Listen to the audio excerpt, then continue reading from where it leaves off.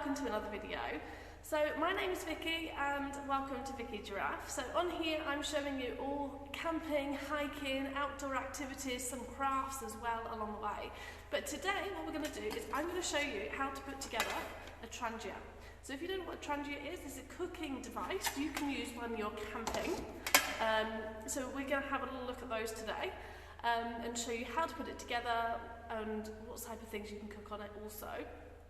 So I'm just here in the Scout Cut, just putting some items away, so it's only going to be a very, very short video today. But if you haven't already, why haven't you pressed that red button? So that red button subscribes you to the channel, Vicky Giraffe, and if you press that notification bell, it lets you know when a new video is up on the site, so do make sure you press the notification bell to see a new video whenever it comes online. So let's get started and have a look at this Trangia. Okay, so this is a Trangia, and it's a cooking device you can use easy on camps, take it on a 1 or 2 night camp. So what we're going to do is we're going to just take off the outside.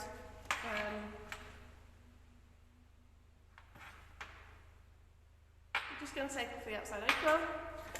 This top bit is actually a frying pan, but you can also use it on top of your boiling water to keep the heat in as well, just to make it boil a little bit faster.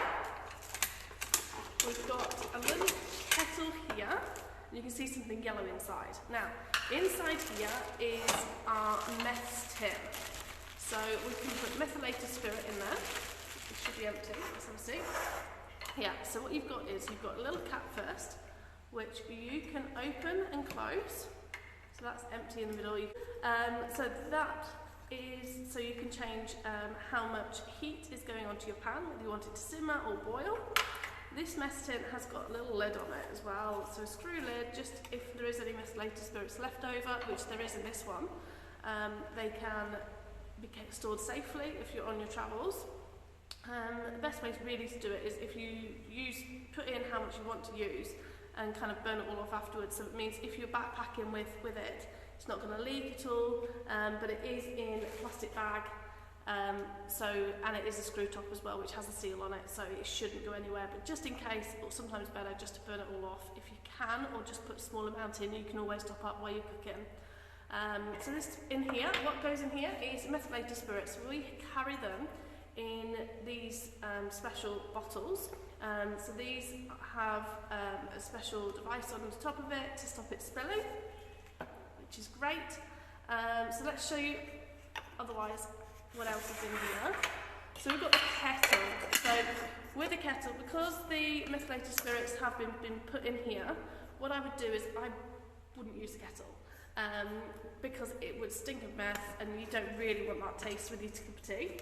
Also inside we've got a handle, so we can use that as well for our pots and pans. Okay, so there's one pot,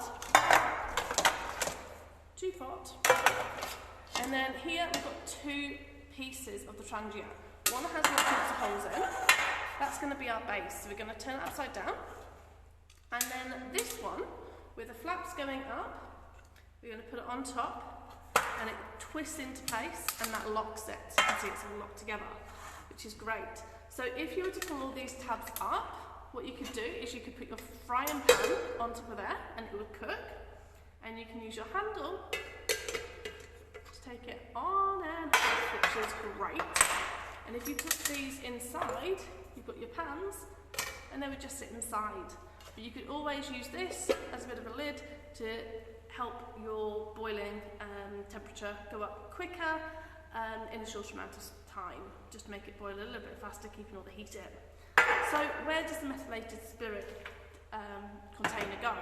So it actually goes in the bottom here. So you put that in there. Let me undo this again. I know it's got spirit in it. Okay, so you could put your methylated spirit in.